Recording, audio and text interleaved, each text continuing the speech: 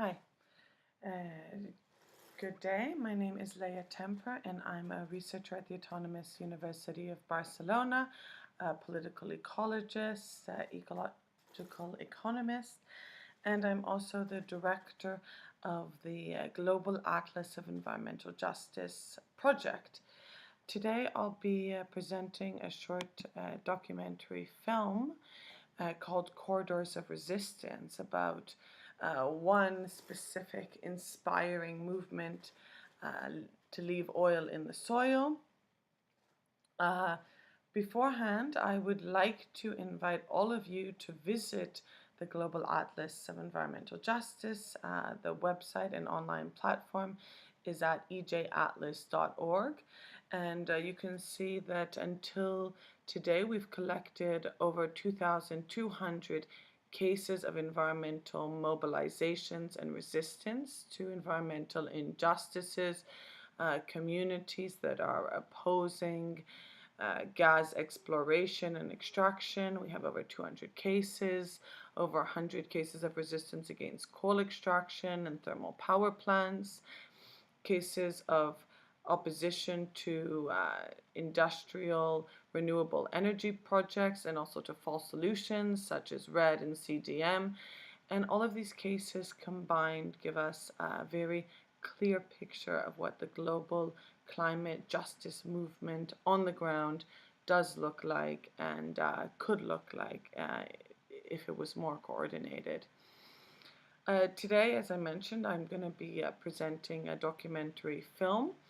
The film takes you to the Unistoten camp in northwestern British Columbia, where the community has reasserted themselves on their territory and have established a checkpoint controlling access to their territory as a means to block up to 7 different proposed oil and natural gas pipelines that have been attempting to cross their territory, and which the community has not given consent for. So while this case perhaps is not as well known as some others, such as the Dakota Access Pipeline, it's actually played a very key role in defining pipeline politics in Canada. Some context is that over the past decade, Canada has been trying to unlock the vast potential of the tar sands, and in order to do so and to fully exploit the tar sands, there is a need to build pipelines to get the oil to emerging markets, particularly in Asia. And until the present, mostly thanks to Indigenous resistance, government and industry have been stymied in their attempts to do so. Just recently, a new government in British Columbia was elected, the NDP minority government supported by the Green Party, who are opposed to the Kinder Morgan pipeline. And just last week, a mega project that aimed to bring fracked gas from northwestern British Columbia to Asian markets through an export terminal. A project supported by the Malaysian company Petronas, a $36 billion project.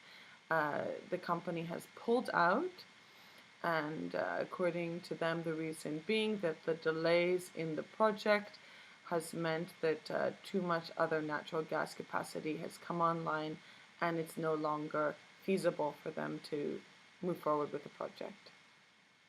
So, as you'll see in the video, the Unistoten clan, which are a member of the First Nation Wet'suwet'en tribe, also claim numerous successes, and several companies have pulled out of the projects. So this project and this camp is extremely inspiring for several reasons. Firstly, the camp is explicitly opposed to a NIMBY approach. They are operating in solidarity with communities at the point of extraction.